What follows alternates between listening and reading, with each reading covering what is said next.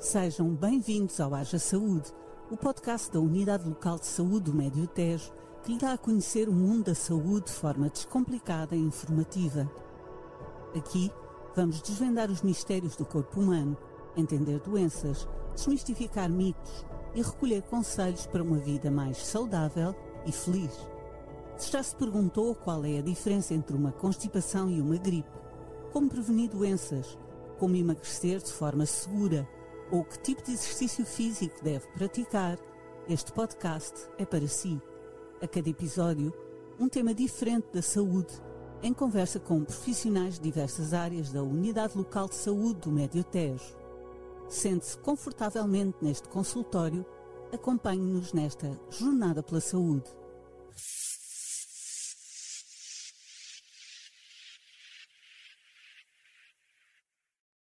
Olá, eu sou a Filipa Melo e este é mais um episódio da segunda temporada do Haja Saúde. Ainda são poucos os utentes que dela podem beneficiar, mas trata-se de uma nova forma de cuidados médicos que aponta para o futuro, porque reduz os custos implicados, garante mais conforto e humanização. Estamos a falar da hospitalização domiciliária, isto é, da possibilidade de receber cuidados hospitalares sem precisar de sair de casa, ou seja, de estar internado num hospital. Isso mesmo, no aconchego da própria casa, com toda a estrutura necessária para um acompanhamento seguro e confortável. Neste episódio do Haja Saúde, vamos saber o que é a hospitalização domiciliária, a quem se destina, como funciona na prática, quais os benefícios e desafios deste modelo de cuidado e até que ponto ele pode ser transformador para o paciente e para os seus cuidadores. Para nos esclarecer sobre todas estas questões, senta-se hoje no consultório Rui Teixeira, médico de Medicina Interna da Unidade Local de Saúde do Médio Tejo. Seja muito bem-vindo. Olá, obrigado. Para quem nos escuta, prepare-se para aprender. Está aberto o consultório. Vamos lá. Haja saúde.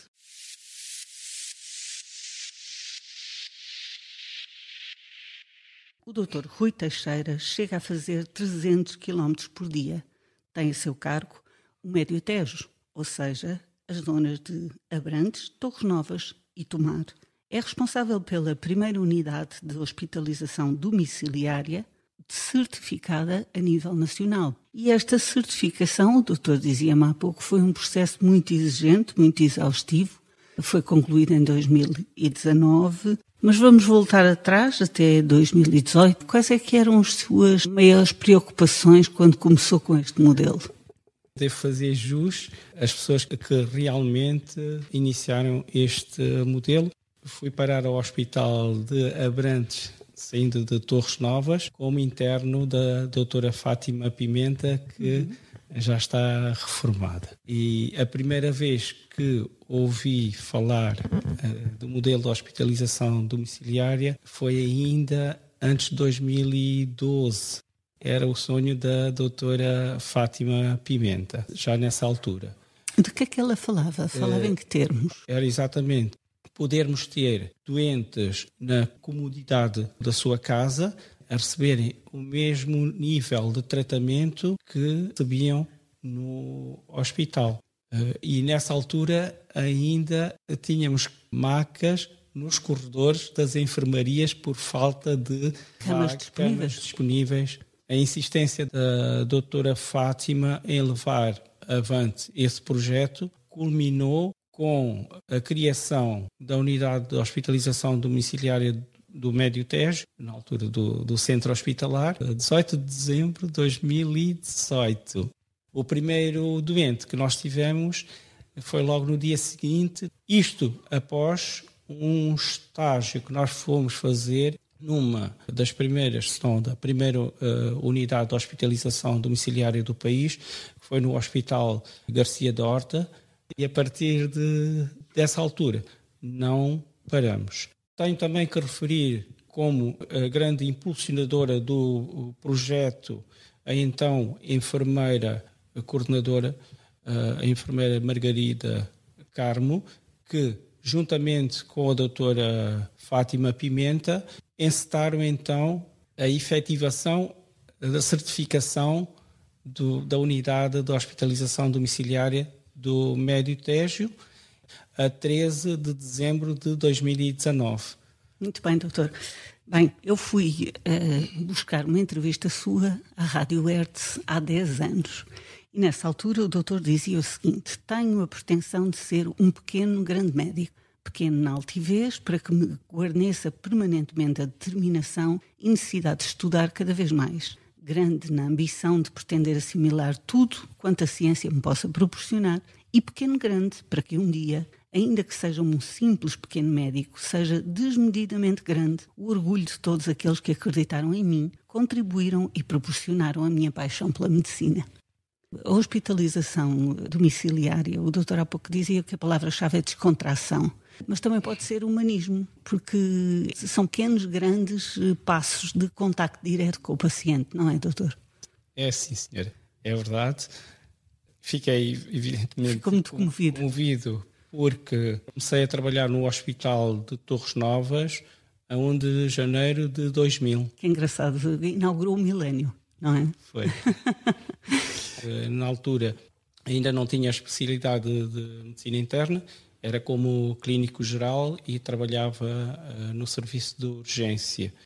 Eu sempre fui bafejado pela sorte de ter bons colegas, quer médicos, quer auxiliares, quer assistentes sociais, quer enfermeiros, administrativos, que sempre me deram todo o apoio que eu precisei.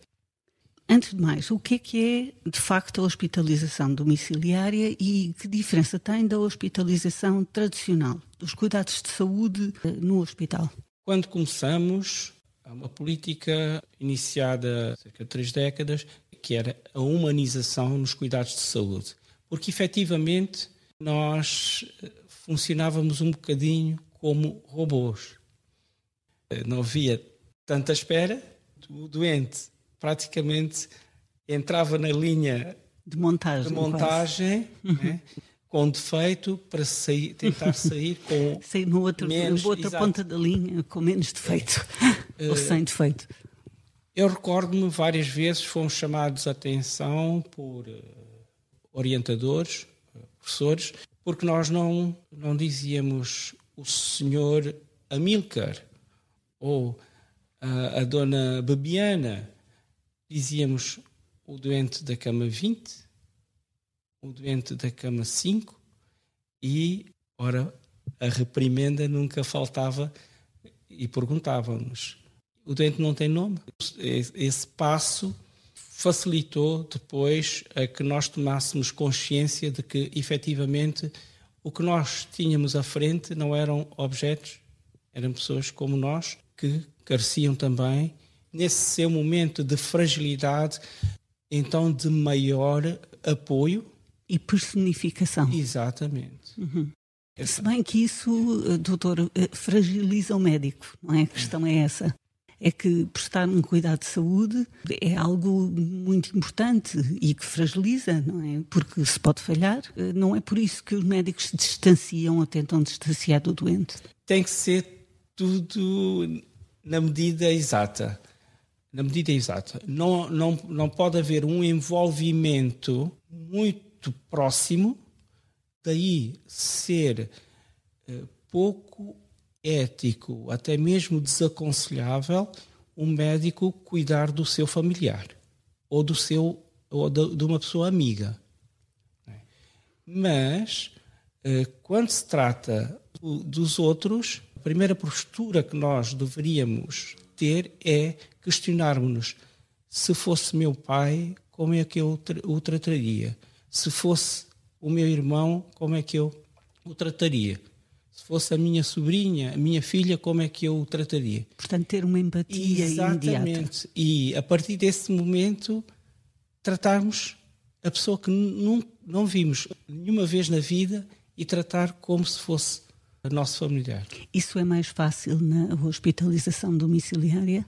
É mais fácil e nós temos tido sempre o cuidado de alertar os familiares dos nossos doentes para que se juntem a nós e que formemos a equipa ao redor do doente. O doente é o centro, o doente é o alvo que deve beneficiar de todas as medidas, quer da nossa parte, quer da parte dos familiares e, se necessário, de mais outros profissionais, e tem sido assim.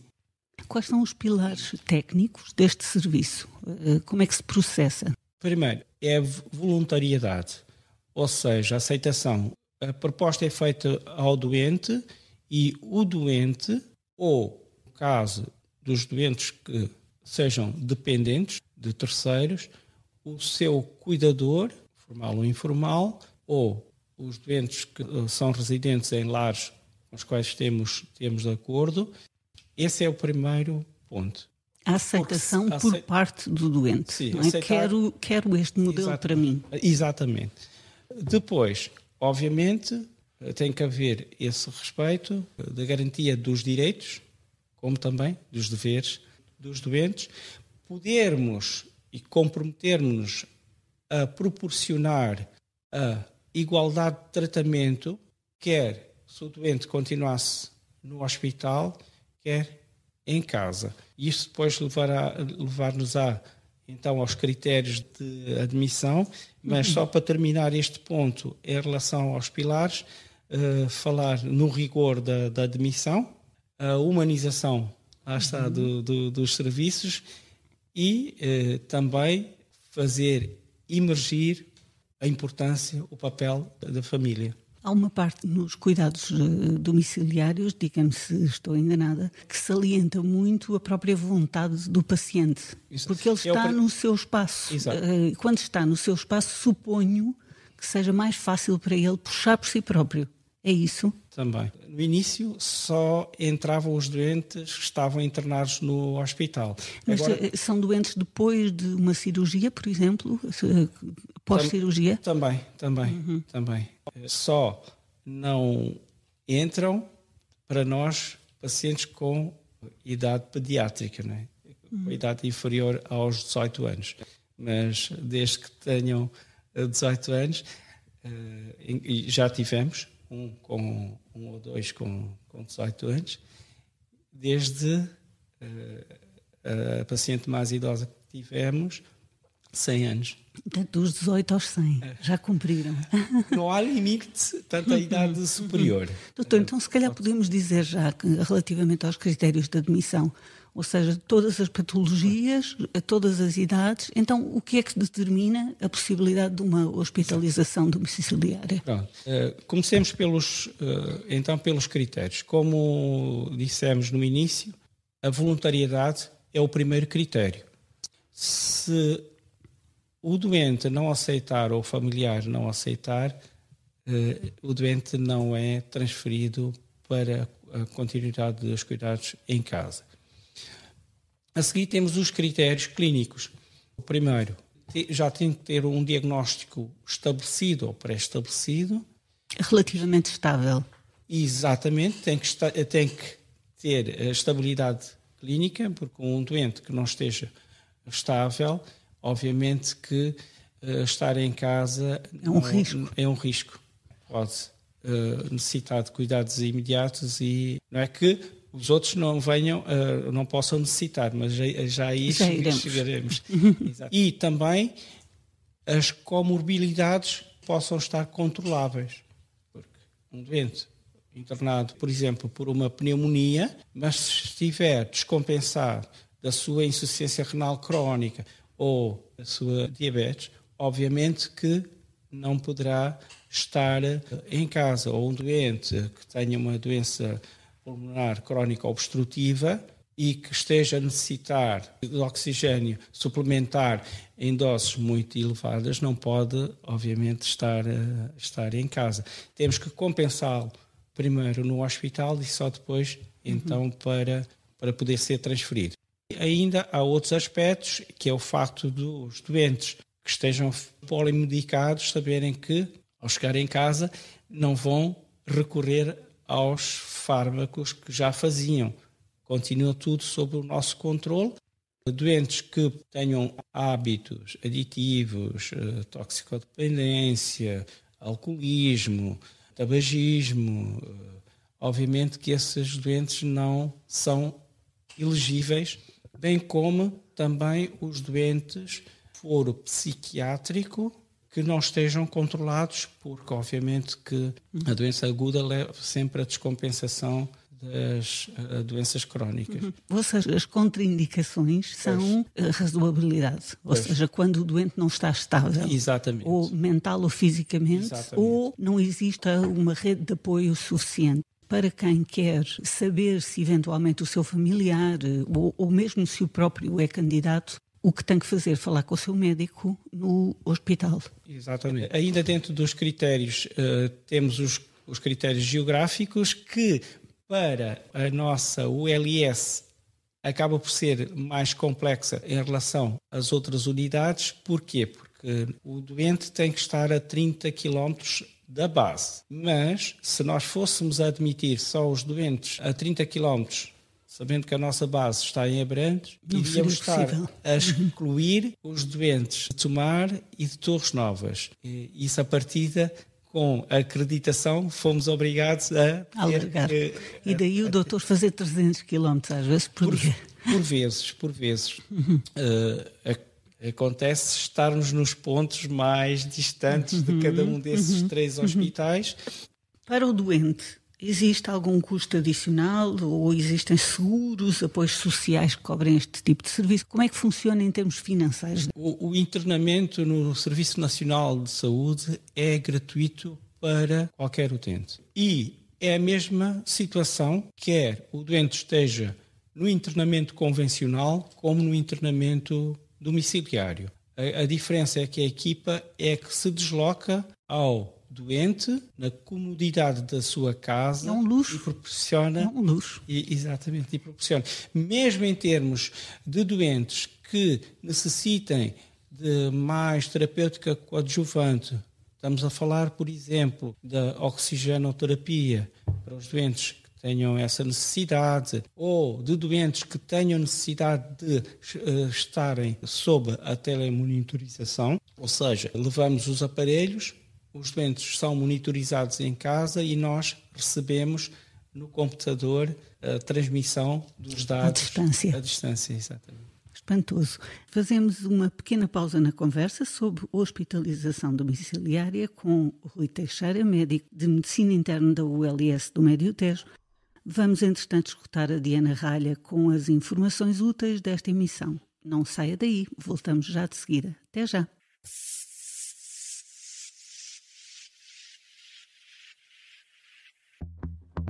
Estamos em pleno verão, tempo de férias, passeios e idas à praia ou ao rio.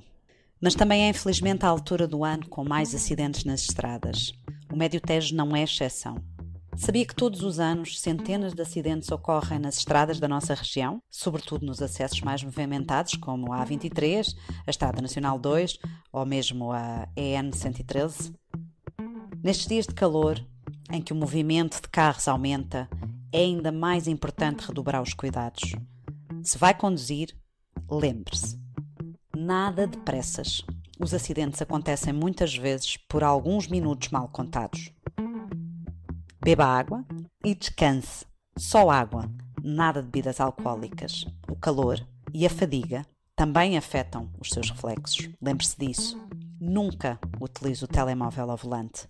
Basta uma distração de 2 segundos para percorrer 50 metros às cegas, como se estivesse vendado.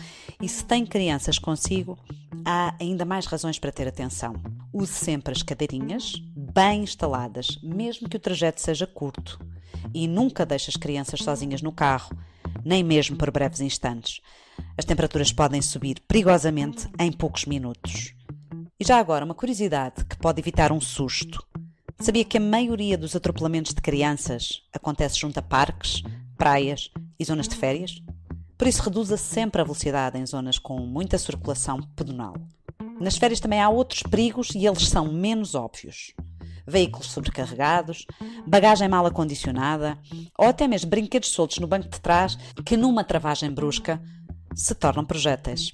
A mesma coisa com os animais de estimação, por exemplo, os cães que estão no banco de trás sem qualquer sistema de retenção. A prevenção começa nos pequenos gestos. Planeie a viagem. Use sempre o cinto de segurança. Respeite os limites de velocidade e mantenha sempre a calma. Estamos de férias. E se conduzir, já sabe. Não beba nem um copo, não há exceção. A estrada é de todos e todos queremos o mesmo. Chegar bem ao nosso destino e aproveitar o verão em segurança. Haja saúde, também nas estradas do Médio Tejo.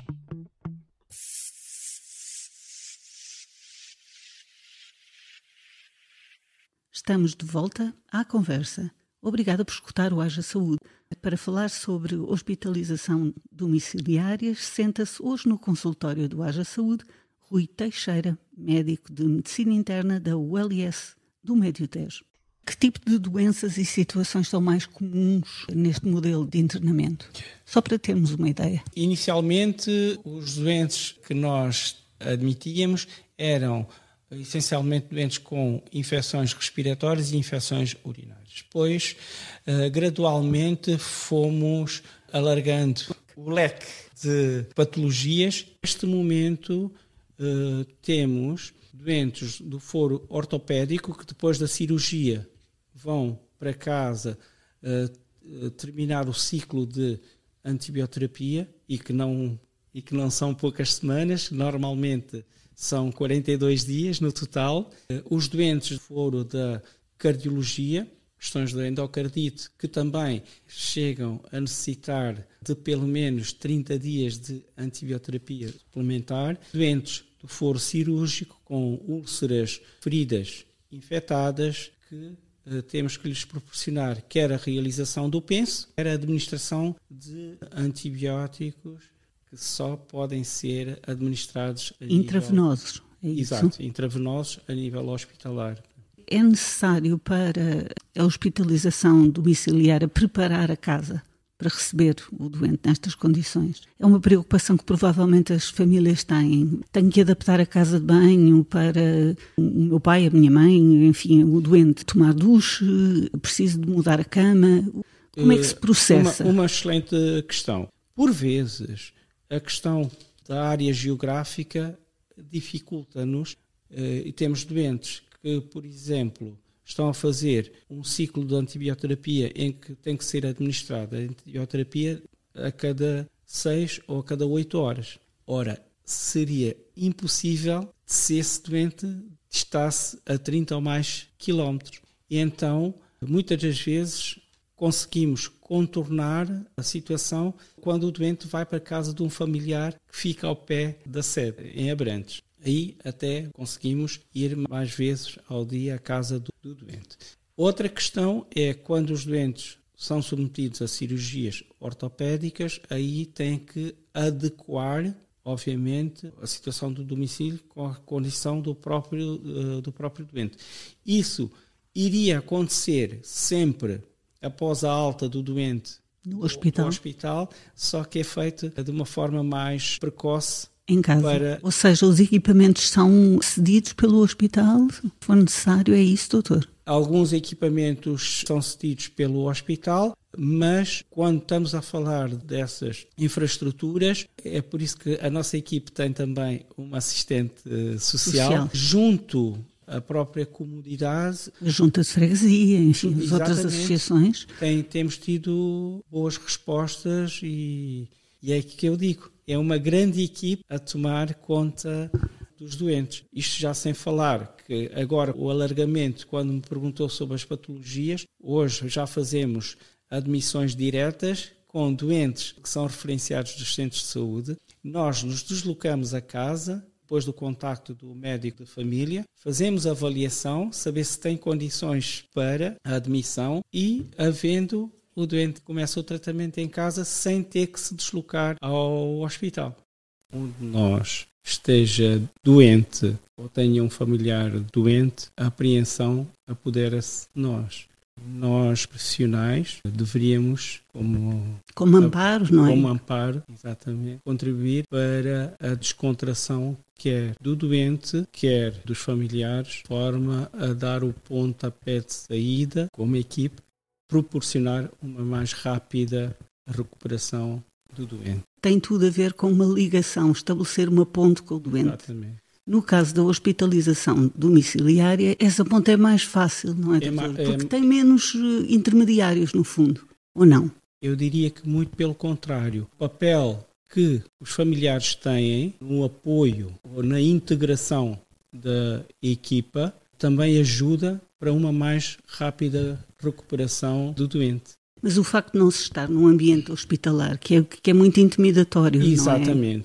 Não tem as doenças das outras pessoas ao lado, não é? Não vê as outras mazelas. Exatamente. Isso facilita, não facilita? Ajuda imenso. É que o doente já está diminuído com a situação da sua patologia. E, naquele meio, rodeado de vários fatores, ver, por vezes, ao lado, um doente numa situação ainda mais delicada que a do próprio doente, intimida mais. E pode diminuir essa esperança, essa esperança de ficar melhor. Exatamente, de melhorar mais rapidamente do que realmente acontece. Muito obrigada. Nós voltamos daqui a 15 dias neste consultório que lhe diz tudo, mesmo tudo sobre saúde, pela sua saúde, para que haja saúde. Fiquem bem.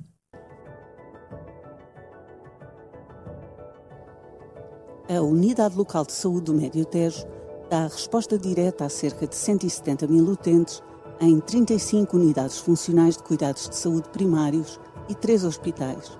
Dr. Manuel Constâncio, em Abrantes, Nossa Senhora da Graça, em Tomar e Rainha Santa Isabel, em Torres Novas.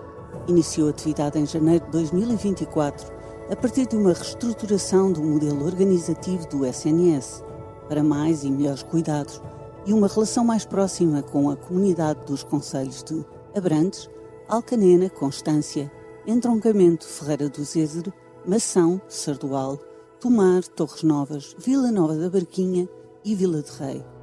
Obrigada por estar connosco neste podcast. Subscreva-o e marque-o na agenda. Siga-nos nas redes sociais. Estamos juntos para cuidar de si e dos seus. Haja saúde.